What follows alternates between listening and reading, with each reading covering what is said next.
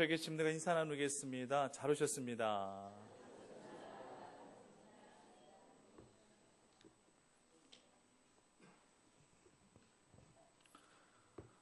이중성이란 표현 자체는 절대 좋은 어감이 아니죠. 누군가의 성격이 이중적이야, 참 이중성을 띄었어, 이런 이야기를 이렇게 표현한다 할지라면 결코 좋게 여겨지지 않습니다. 한마디로 겉다르고 속다르다라는 그런 의미로밖에 해석이 안 되니까 절대 좋은 표현이 될 수는 없겠죠.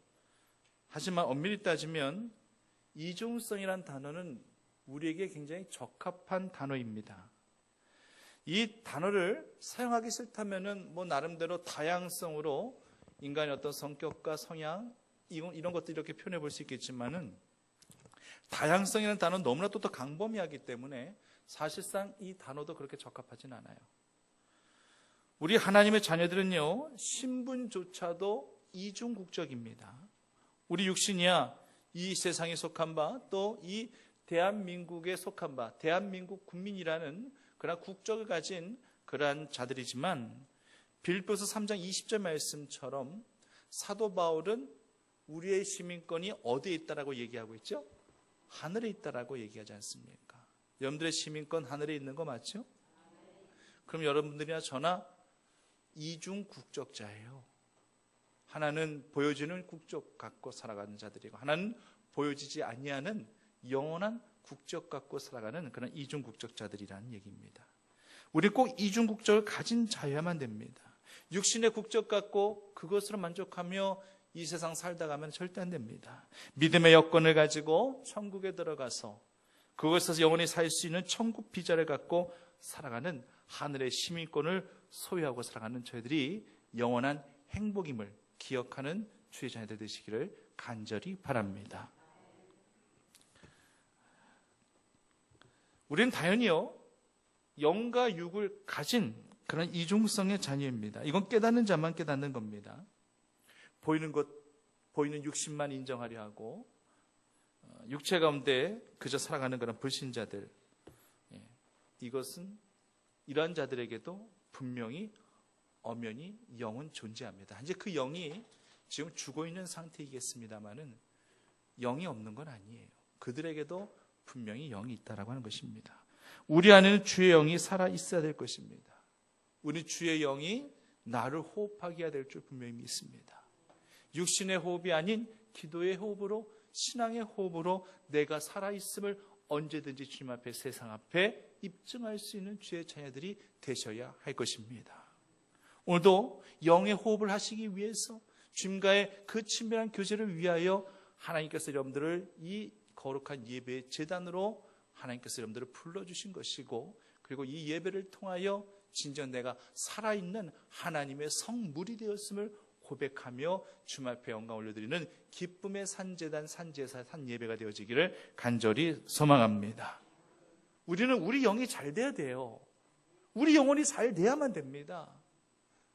사랑하는 자여, 내 영혼이 잘된 같이 내가 범사에 잘되고 강건하기를 내가 간구하노라.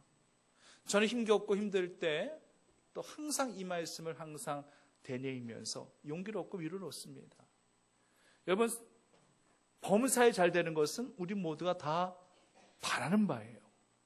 우리가 이 땅에서 잘 되어지고, 우리가 추진하는 모든 일들, 우리가 계획하고 있는 모든 일들이 막힘이 없이 잘 순탄하게 잘 풀려지고 형통케 되어지고, 관계성 가운데서도 아무런 문제가 생겨나지 않냐, 우리 자녀들도 자손들도 다 복받고 잘 살아가고 있고, 또 내가 건강하게 무병장수하고 있고, 이런 상황들을 가리켜서 우리가 잘 되고 있다라고 얘기해요. 범사에 잘 되고 있다라고 얘기하는 거예요. 이것이 바로 세상에서 우리가 받아 누릴 수 있는 그러한 축복이라고들 다들 그렇게 이야기하고, 그 같은 축복을 바라지 않는 사람 한 사람도 없어요. 믿는 자든 믿지 아니한 자든지 간에 이 같은 복은 다 받아 누리기를 다 원하고 있다라고 하는 것입니다. 그런데 이 같은 복 전에 먼저 선행되어야 될 것이 무엇이냐, 먼저 우리가 갖춰야 될 것이 무엇이냐, 먼저 우리가 바라고 구해야 될 것이 무엇이냐, 내 영혼이 잘된 같이라는 얘기예요. 우리 모두는 우리 영혼도 잘 되어지고 우리 육신의 복도 잘 되어지는 귀한 복이 누려지기를 간절히 소망합니다. 그런데요, 굳이 둘 중에 하나를 선택해라. 참 이럴 때 아주 고약하죠. 꼭 둘 다 가지면 좋잖아요. 근데 만약 둘 중에 하나를 선택해라. 근데 하나님은 그런 하나님이세요. 두 개를 다 취할 수 있으면 좋겠죠. 물론 항상 하나님 중심으로 하나님을 표대 삼아 그렇게 신앙생활하는 자들에게 있어서는 그 마음의 소위를 보시고 마음의 중심을 보시고 그 마음에 그리고 그 실천과 행함을 보시고 이 같은 세상적인 복은 하나님께서 다 허락하여 주십니다. 이것은 굉장한 은혜요, 굉장한 축복이죠. 그런데 대부분의 불신자들 또 대부분의 깨닫지 못하는 자들은 자신들이 받아 누리는 이 복이 자기가 잘나서 받아 누린 줄 알고 있어요. 그저 우연으로 아니면 운이 좋아서 이런 식으로 그렇게 생각하고 인식하고 있기 때문에 그럴 때 하나님께서는 그게 아니라는 것을 분명히 찝어주시고자 하십니다. 아니거든, 그게 아니거든. 이것은 내가 너에게 준 복이고 네 영혼의 그 중심을 보고 그 영혼이 잘된 것 같이 범사에 잘 되어지는 것 같이 그렇게 내가 복을 허락한 것이 네가 모든 것들을 다 망각하고 있구나 안타까워하시면서 한탄하시는 이 주님의 이 모습과 주님의 음성도 우리가 헤아릴 수 있어야 된다라고 하는 것입니다. 그래서 둘 중에 하나를 선택하란다 할지 그럼 너는 뭘 선택하겠느냐? 우리에게 질문하실 때에 우리는 단호하게 육신이 잘 되는 복을 선택하는 자들이 아니라 내 영혼이 잘 되는 복을 먼저 선택할 수 있는 그러한 결단과 서운이 여러분들에게 있기를 간절히 바랍니다. 근데 어려워요. 쉽게 결단할 수 있을 것 같아요? 주사에 굴려가지고 홀짝하듯이 그냥 택한 대로 그냥 하라시는 대로 내가 선택하면 되지. 이게 그렇게 가능할 것 같습니까? 아니에요. 믿는 자들 가운데 속에서도요, 영혼이 잘 되는 복은 잘 느껴지지도 아니하고 눈에 잘 보여지지도 아니하기 때문에 그것 선택하기 쉽지 않아요. 육신이 잘 되어지는 복, 이 땅에서 잘 되는 복, 이것은 내 눈에 보여지는 거거든요. 내가 깊이 경험하고 체감하는 부분이거든요. 이거 먼저 선택하고 싶은 그러한 욕망들이, 소욕들이 우리 모두에게 있기 때문에 둘 중에 하나를 선택하라고 하나님께서 우리에게 명령하셨을 때에 내 영혼이 잘 되는 복을 선택한다라고 하는 것은 정말로 장사한 믿음의 분량을 가지고 있지 않냐면은 정말 힘들고 어려운 일이지만은 하나님 우리에게 먼저 분명하게 말씀하셨습니다. 너희는 먼저 그의 나라와 그의 의를 구하라. 그래야만 이 모든 것을 너희에게 더하여 주실 것이니라. 내 영혼이 잘 되는 복을 네가 먼저 선택하고 네가 진정 네 삶을 하나님 앞에 온전히 내어드리고 하나님의 나라를 구하고 하나님의 의를 구하면서 진정 나를 위해서 삶을 살아간다 할 때에 이 세상 가운데 잘 되는 복을 내가 더하여 줄 것이니라. 이것은 마치 수학의 공식과도 같이 신앙의 공식과도 같이 우리에게 주시는 분명한 말씀이기 때문에 언제든지 내 삶의 신앙의 우선순위 앞에 절대 하나님이 뒷전을 물러나는 일이 생겨나지 아니하는 그런 선택과 결단을 통해서 주님을 높여드리는 하나님의 거룩한 성물이 되어주시는 여러분들 되시기를 간절히 바랍니다. 그래서 강건이의 축복이라는 것은 바로 이런 거예요. 육신이 잘 되는 복과 함께 더불어서 영혼이 잘 되는 복까지 함께 누리는 것을 강건함이다라고 그렇게 얘기하고 있는 것입니다. 어제 유치부 겨울 성경학교를 시작했거든요. 그래서 어제 유치부 아이들하고 이제 잠깐 대화 나누면서 유치부 아이들한테 내가 누군지 아는 사람 했더니만 다 애들이 뭐라 그러는지 아세요? 근데 정답들을 미리 다 알고 계셔가지고 재미가 없네요. 목사님이요, 저는 고사리 같은 손으로 그 정말 앵두 같은 입술로 목사님이요 이렇게 할 줄 알았더니만 다들 미나 아빠요 그러더라고요. 야, 그래서 제가 우리 미나의 존재감이 굉장히 크구나. 유치부에서 저희 고등학교 아이들, 제 아들들도 있습니다만 제가 고등부 가가지고 너희들 내가 누군지 아니 그러면 걔네들 뭐라 그럴 것 같아요? 다들 잘 아시네요. 걔네들 절대 윤서 아빠요, 민서 아빠요, 절대 걔들은 안 그래요. 걔는 다 목사님이라고 그러는데 얘네들은 미나 아빠. 근데 그게 더 친밀감이 느껴지더라고요. 친근감이 느껴지더라고요. 물론 목사님이라고 부르면 친밀감이 안 느껴지십니까? 그건 절대 아니에요. 그러니까 어린 그날 유치부 아이들이기 때문에 그렇게 불러주는 것이 더욱더 친밀감이 느껴진다고 하는 것입니다. 우리 모두는 다 이름을 갖고 있어요. 그때는 그 이름을 잃어버리고 살 때도 많아요. 이제는 누구 아빠로, 누구 엄마로 불려지고 누구 할머니로 불려지고 누구 할아버지로 불려지는 거, 그거 적응하셔야 됩니다. 그거 적응 못하고 너 내 이름 있는데 왜 내 이름만 불러줘? 누구 아빠, 누구 할머니, 누구 할아버지 부르니? 내 이름 불러줘. 이렇게 말씀하실 분들은 아마 아무도 안 계실 거예요. 오히려 그런 것들이 더 친밀감 있게 다가오지 않겠어요? 누구 아빠라고 불러주는 것이, 누구 엄마라고 불러주는 것이, 누구 할머니라고 불러주는 것이, 누구 할아버지라고 불러주는 것이 오히려 더 친밀감을 느끼게 될 것입니다. 그러나 우리의 분명한 신분은 기억하십시오. 하나님께서 우리를 바라보시는 우리의 거룩한 신분은 우리는 택함받은 성도입니다. 거룩할 성자를 붙여서 성도예요. 말씀을 증거하는 이 목사도 하나님 보실 때는 목사가 아니라 뭐예요? 성도입니다. 여기 계신 장로님들, 권사님들, 집사님들 모두 다 하나님 보실 때는 성도예요. 좀 더 깊이 들어가면 다 사랑하는 내 아들이요, 다 사랑하는 다 내 딸이라고 하는 것입니다. 이 거룩할 성자가 붙여지면은요, 그냥 자연스럽게 거룩해지는 그런 느낌이에요. 내가 하나님 앞에 바쳐진 존재로 기꺼이 나를 드리면은요, 나는 하나님의 성물이 되는 것입니다. 성물이라고 하는 것은 성전 안에 있는 모든 기물들도 다 성물이 되어지는 거예요. 가구도 하나님 앞에 바쳐지면 성물이 되는 거고요. 찬양대도 뭐라고 불러요? 성가대라고 그렇게 부르고요. 11조 예물, 감사 예물, 서운의 예물 다 성물이 되는 거예요. 하나님께 바쳐드리는 순간 거룩할 성자를 쓰게 되는 거예요. 우리가 집에서 먹는 쌀을 여러분들이 교회 하나님 앞에 바치게 되면 그 쌀도 뭐가 되는 거예요? 성미가 되는 거예요.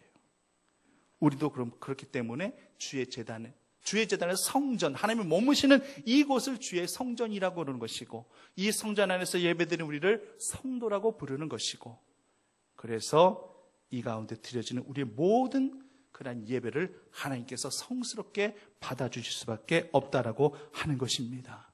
그래서 주일을 지키는 것도 주일을 뭐뭐 한다라고 얘기하죠? 성수라고까지 그렇게 얘기하는 거예요. 여러분, 성수라는 이 단어가 여러분 굉장히 겸허하게 우리가 받아들여야 되는 거예요. 내가 주일을 성수했다. 여러분들 그냥 이 자리에 나오셔서 목회자가, 목사가 설교함에도 불구하고 한쪽 귀로 또 한쪽 귀로 흘리고 말씀을 열심히 정말 이 강단에서 증거하는데 갯날이 언제더라? 내가 갯돈을 제대로 부었던가? 동창회 모임이 언제였지? 걔는 애가 너무 싸가지가 없어가지고 걔 나오면 안 나갈래? 뭐 이런 식으로 그런 거 머릿속에 굴리시면서 생각하시면서 오늘 목사님 무슨 설교했는지 전혀 기억도 안 나고, 그러면 여기 그저 나와 앉아 계신 것만으로 과연 내가 하나님 앞에 주일을 성수했습니다라고 과연 이렇게 말씀하실 분 계시겠어요? 그건 아니라는 얘기예요. 그건 절대 주일 성수가 아닙니다. 이 자리에 앉아 있는 것만으로 내가 주일을 성수했다고 생각하시면 절대 오산이라고 하는 것입니다.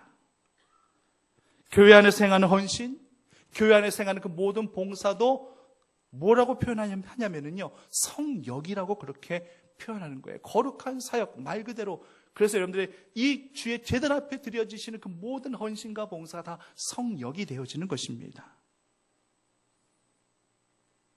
오늘 본문 2절 말씀에는 하나님께 바칠 선물에 대해서 스스로 구별되어 그렇게 바치라는 얘기예요. 구별됨이 있으라는 그런 얘기입니다. 우리는 하나님 앞에 구별된 자들입니다.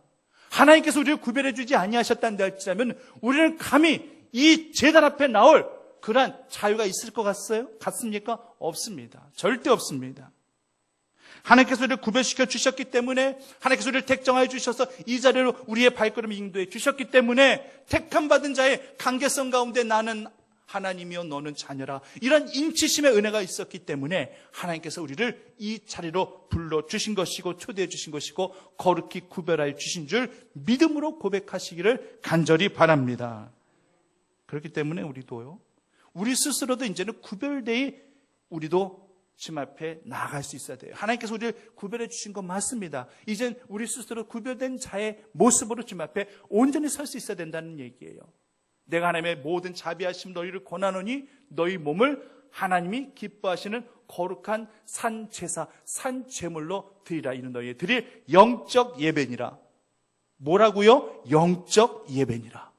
우리가 주님 앞에 드려질 이 예배가 영적 예배가 되기 위해서는 우리가 철저히 나를 구별시켜 하나님 앞에 온전히 올려드릴 그러한 성물, 제물이 되어질 수 있는 그런 예배가 될 수 있을 때에 하나님이 기뻐하시는 몸, 하나님이 기뻐하신 영혼, 내 영혼이 잘 될 수밖에 없고 내 몸이 잘 되어지고 육신의 복이 받아 누려질 수밖에 없는 그런 은혜와 축복들을 내가 허락하겠다는 주의 말씀이 이루어지고 성취되어지는 줄 믿으시기를 간절히 바랍니다. 그렇기 때문에 우리가 하나님 앞에 나올 때는 우리 없는 옷도요 그렇게 깨끗하고도 정갈한 그런 말끔히 차려입은 옷으로 우리가 그렇게 준비됨으로 구별되어서 주님 앞에 나올 수가 있어야 된다는 얘기예요. 우리가 여러분들 많이 옆집에서 여러분들 불렀어요. 초청했어요. 옆집에서 여러분들 불러서 초청받았을 때 간단다 할지라도 아마 옷차림 다시 한번 살펴보게 될걸요. 내가 입고 있는 그 옷차림으로 그렇게 옆집 초대받아서 가게 된다 할지라면 아마 결례라고 생각할 거예요. 그래서 아마 다시금 옷을 차려입고 가시게 될 것입니다. 하물며 성전은요, 하나님이 머무시는 곳이에요. 하나님이 역사하시고 하나님의 말씀이 선포되는 성스러운 공간입니다. 저도 주일날 이렇게 예복을 차려입고 이곳에서 말씀을 증거하는 거예요. 성가대원들도 이렇게 예복을 또 차려입고 이곳에서 또 주의 성으로 송축하는 것입니다. 이 옷 자체도요, 하나님의 제단 앞에 쓰여지면은요, 이 옷을 뭐라고 부르죠? 성의라고 부르는 거예요. 거룩할 성자를 붙이게 된다라고 하는 거예요. 이렇게 구별된 예배를 주님 앞에 올려드리고자 하는데 내가 아무 생각 없이 의식 없이 내가 이 자리에 앉아있는 그런 내 모습, 내 상태란다 할지라면 다시 한번 이 시간을 기점으로 내가 하나님 앞에 구별된 성물로, 구별된 제사로, 구별된 헌신으로 나의 몸과 나의 영혼과 나의 모든 삶을 주님 앞에 내어드리고 있는지를 다시 한번 재확인해 보실 수 있으셔야 할 것입니다. 조금이라도 내 안에 거역함이 없어야 됩니다. 하나님 어떤 말씀을 주시든지 그 말씀을 다 받들고 정말 주님께서 나를 온전한 제물로 삼기를 원하신다 할지라면 내 자신을 다 온전히 내어드리겠다라는 생각 가지시고 말씀 앞에 겸허히 설 수 있으셔야 될 거예요. 몇 년 전에, 오래전이죠, 부흥에 오셨던 어떤 목사님께서 이런 이야기를 하시더라고요. 그 목사님 집회를 인도하러 이제 고속도로를 가고 있는 도중에 휴게소에서 쉬게 되었는데 휴게소가 완전 발칵 뒤집어진 사건 하나가 있었대요. 그 사건이 뭐였느냐?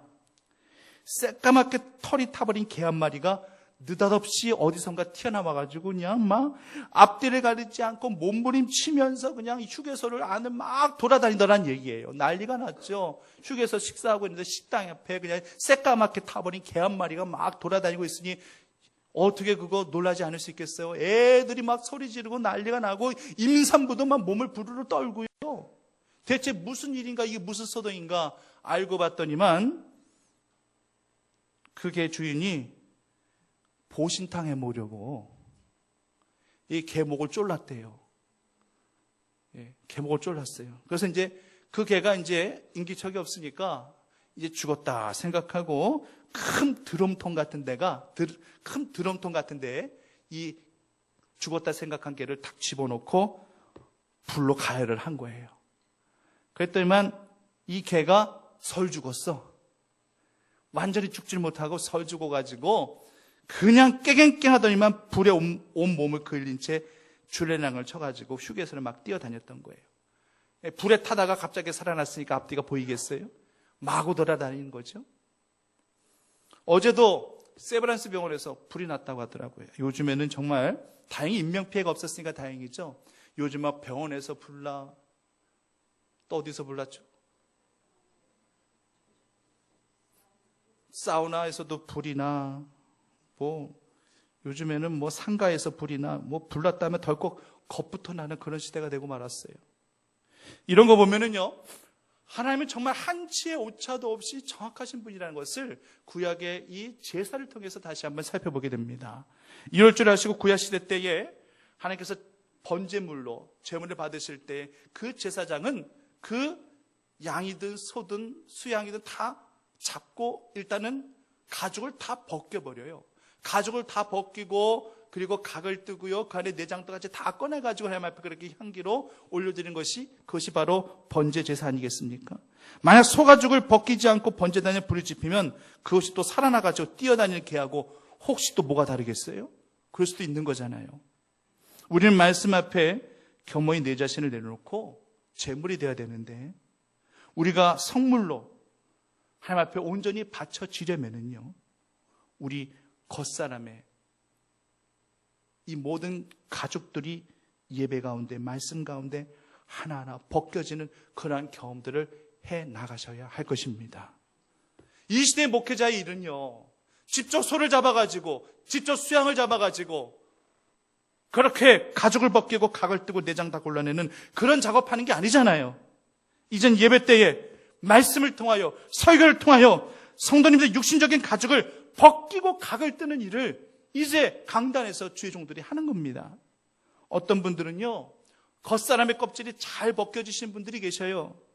이런 분들은 말씀을 통해서 자기 자신을 조명해 가시면서 그 말씀이 어떤 말씀이든지 달게 받든지 간에 감사하게 받든지 간에 그 말씀을 자기 것으로 삼고자 하시다 보니까 그 말씀을 통해서 내 자신을 돌아보며 내 자신의 죄를 돌아보며 회개하며 그 육신의 겉껍질을 하나하나 또 그렇게 벗기며 그렇게 예배에 참석하시니 그런 분들이 은혜를 받으실 수밖에 없는 거예요. 그 말씀을 통해서 무너지는 것을 경험하고 깨어지는 것을 경험하고 벗겨지는 것을 경험하고 낮아지는 그런 것들을 경험하게 되니까 은혜를 안 받을래 안 받을 수가 없는 거예요.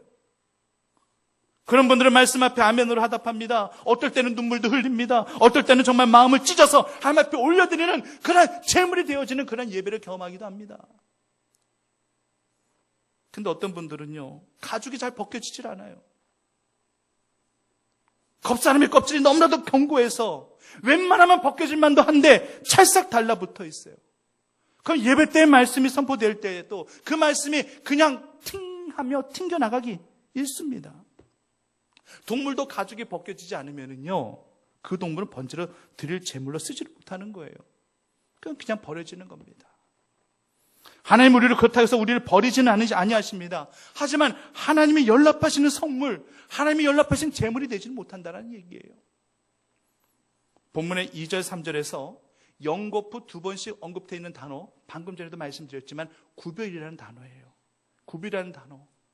하나님 우리를 구별시켜 주시는 것도 은혜지만은 구별된 우리들이 이제 내가 하나님 앞에 거룩한 성물이 되기 위해서 나를 어떻게 구별해야 될 것인가에 대해서 오늘 2절 3절 말씀에서 연거푸 말씀하고 계십니다. 그리고 또 동일한 어절이 2절 3절 말씀에 반복되고 있고 이 말씀은 22장 전체 말씀을 통해서도 계속 반복되어져 있어요. 29절에서부터 우리가 33절까지 말씀을 읽었습니다만 여기에서도 계속 반복되어지는 말씀이에요. 그 말씀, 그 어절이 뭔지 아십니까? 한번 따라하겠습니다. 나는 여호와이니라. 오늘 본문의 말씀, 이 두 본문의 말씀 중에서 계속 언급하시고 계시는 것이 나는 여호와이니라. 나는 여호와이니라. 우리가 여호와 하나님이라는 거 몰라서 여호와 하나님이 당신의 존재를 계속 이렇게 밝히고 계시는 것입니까? 아니잖아요.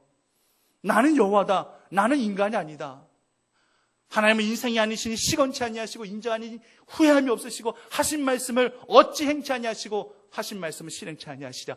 내 말은 어떤 말이라도 나는 다 실행할 것이다. 나는 거룩한 하나님이다. 엄미하신 하나님이다. 그러므로 내 말을 절대 허튼 소리로 듣지 말고 한쪽 귀로 듣고 한쪽 귀로 흘리지 말고 이 말씀을 꼭 지켜 행하라. 나는 여호와이니라. 하나님은 그렇게 지금 말씀하고 계시는 거예요. 그래서 이것을 더욱더 강조하시기 위해서 22장 전체 말씀을 나는 여호와이니라, 나는 여호와이니라 이 말씀을 계속해서 반복하시면서 우리에게 말씀하고 계시는 것입니다. 구별이라는 단어를 말씀하셨습니다. 성물이 되어야 된다고 말씀하셨습니다. 나는 여호와이니라고 계속 거듭 강조하셨습니다. 이 말씀을 통틀어서 본다는데 할지라면 나는 여호와이므로 너희들이 구별된 자가 되어야 될 것이며 구별된 성물을 통해서 나에게 온전함으로 기쁘시게 받으시는 제물이 되어질 수 있도록 너희들은 그렇게 살아야 할 것이니라. 이렇게 말씀하고 계시는 것입니다. 이 구별됨을 위해서 2절 말씀에서 욕되게 함이 없게 하라고 말씀하시고 이 구별됨을 위해서 3절 말씀에서 그렇게 부정하지 말라라고 말씀하신 거예요. 우리 몸이야 좀 때가 있다 싶으면은 몸 씻으면 되죠. 사우나 가서 때를 밀든지 땀을 좀 빼고 나오면은요 온몸에 노폐물도 빠지게 되고요. 또 굉장히 개운함을 느낍니다. 기분도 한결 나아집니다. 피곤함도 풀려집니다. 이건 몸으로 오는 반응이에요. 몸으로 자각할 수 있는 반응이다 보니까 이렇게 고백할 수 있습니다. 우리 몸이야 이렇게 풀려지고 또 이렇게 깨끗하게 되어질 수 있죠. 우리 몸이 이렇게 된다는 하여서 우리가 하나님 앞에 깨끗한 존재이다 이렇게 말할 수 있겠습니까? 아니에요. 하나님은요, 우리 영혼을 늘 주목하시면서 구별된 성물, 구별된 제사, 구별된 예물을 드리시기를 원하시는데 이거는 우리 신앙하고 직결되어져 있는 그런 부분들이에요. 구별된 성물, 구별된 제물이 되기 위해서는 말씀에 대한 기대가 있어야 될 것이고요. 말씀에 대한 간절함이 있어야 될 것이고, 주면 먹고 안 주시면 안 먹고 제끼고 절대 이런 식이 되어서는 절대 안 된다라고 하는 것입니다.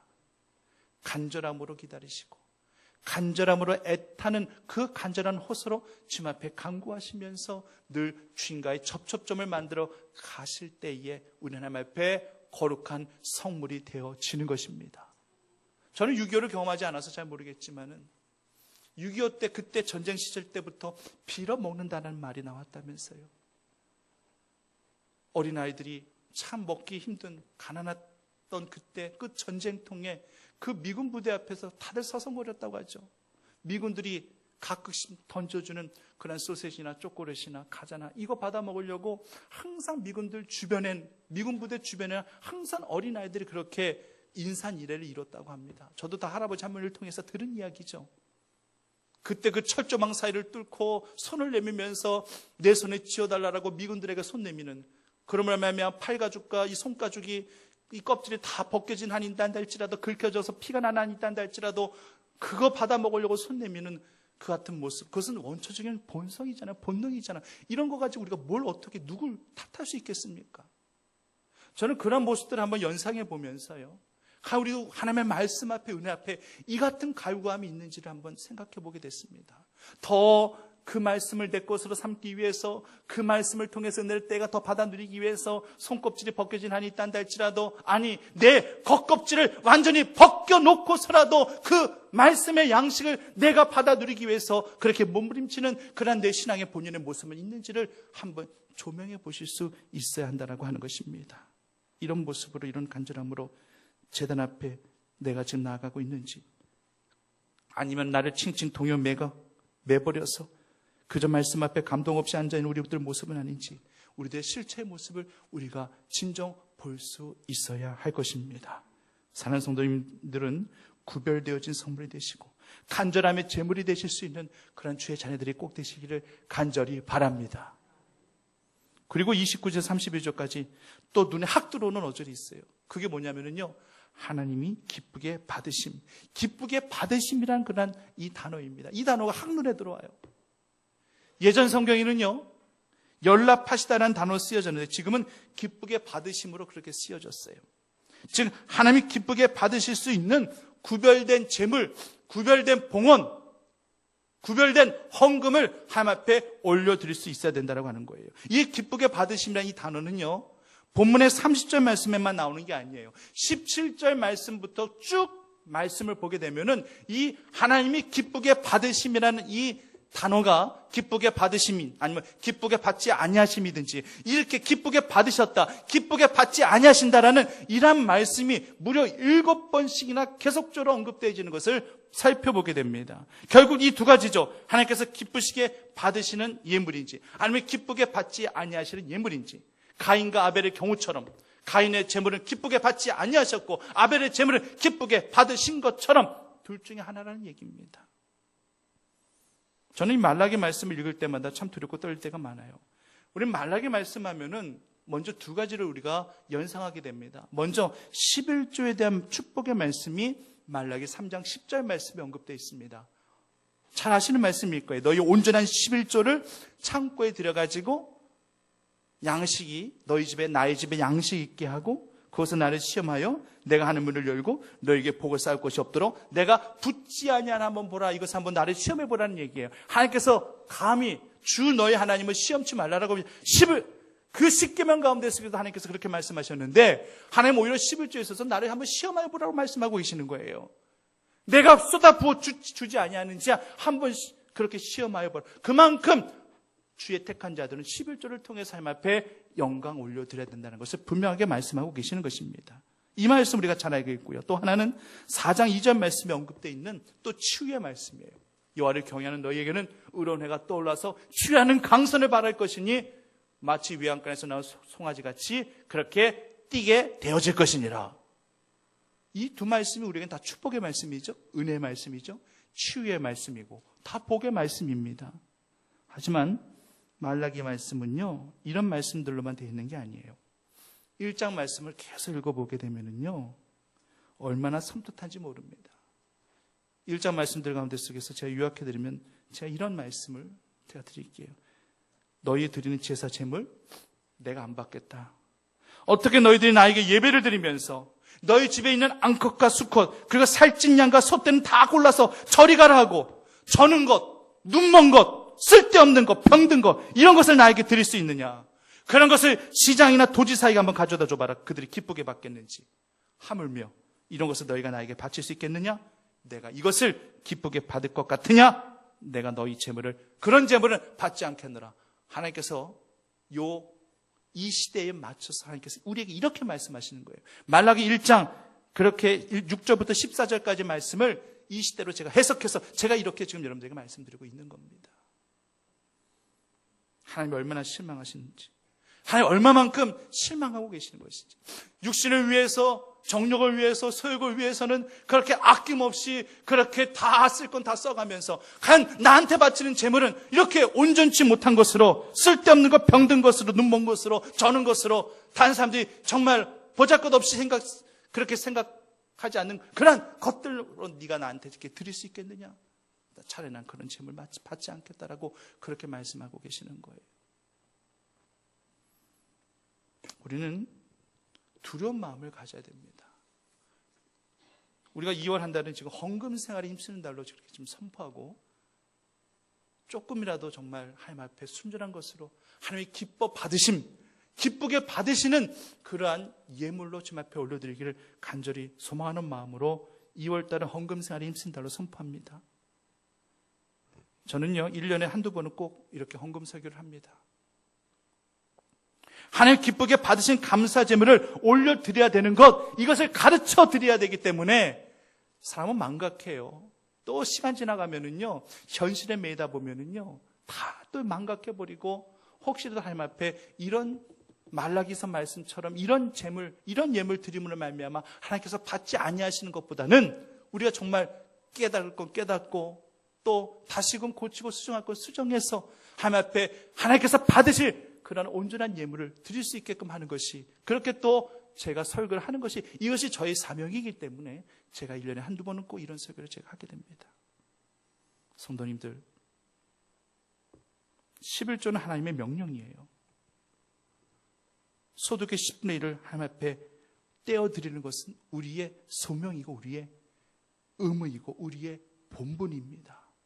혹시라도 아직까지 11조 생활을 하지 못하고 계신 분들 계신단다 할지라면은 오늘의 기점으로 다시 한번 주님 앞에 결단하시고 선하실 수 있는 주의 종도 되시기를 간절히 바랍니다. 목사님이 물질 강요한다고 이거 스트레스 받으실 필요 없어요. 저는 말씀에 입각해서 설교하는 거예요. 오늘 주시는 말씀이 하나님이 기뻐 받으시는 그런 예물을 주님 앞에 드리라고 하는 것입니다. 물질이 생기면 먼저 11조를 먼저 떼어놓고 그 다음 나머지를 써야 돼요. 그래야지만 그것이 온전한 11조가 되는 겁니다. 그리고 더 구별된 믿음의 물질이라면 다음에 드릴 그 특별한 그 절기 헌금까지도 미리 구별을 떼어놓는 것이, 이것이 바로 구별된 물질이에요. 이 같은 구별된 삶이, 구별된 성물이 하나님 앞에 감사의 영광이 되어진다라고 하는 것입니다. 시간과 몸과 마음을, 우리의 물질까지도, 우리의 모든 것도 주님 앞에 내어드리면서 감사로 영광 올려드릴 수 있을 때에 오늘 레기 이 22장 말씀 전체를 통해서 우리에게 주시는 그 하나님의 그 기뻐 받으심에 하나님의 그 구별된 성물, 나는 여호와니라 나는 여호와니라 그렇게 계속 반복하시면서 구별된 예물, 그리고 하나님의 기뻐 받으심의 예물을 올려드려야 할 우리들의 영적 사명이 온전히 완수되어진다는 사실을 성도님들이 꼭 기억하시며 살아가시길 간절히 바랍니다. 헌금을 드려도 하나님이 받으시는 예물이 되게 하십시오. 부끄럽지 않은 예물이 되게 하십시오. 믿음으로 드려보십시오. 여러분, 액수로 드리려고 하면은 11조 못 드립니다. 액수가 크다 생각하면 절대 못 드립니다. 액수로 드리지 마시고 믿음으로 드리시기를 바랍니다. 기뻐 받으시는 예물은 21절에도 남아있지만 아무 흠도 없는 온전한 것이어야 됩니다. 하나님께 물질을 드릴 때에 부끄럽지도 않은 온전하고도 흠없는 주님을 위해서 전혀 아깝지 않은 예물을 주님 앞에 드리실 수 있는 그런 주의 성도들이 다 되시기만을 간절히 축원합니다. 살아역사하신 아버지 하나님, 거룩한 성물로 살아가게 하시옵소서. 거룩한 제물된 삶을 살아가게 인도하여 주시옵소서. 구별됨으로 살아가게 하시기를 간절히 원합니다. 구별된 은혜, 구별된 은사로 구별된 주님을 더욱더 기억하며 소망하며 살아가는 저희들 모두가 되어줄 수 있도록 인도하여 주시옵소서. 예수님의 이름으로 기도드립니다.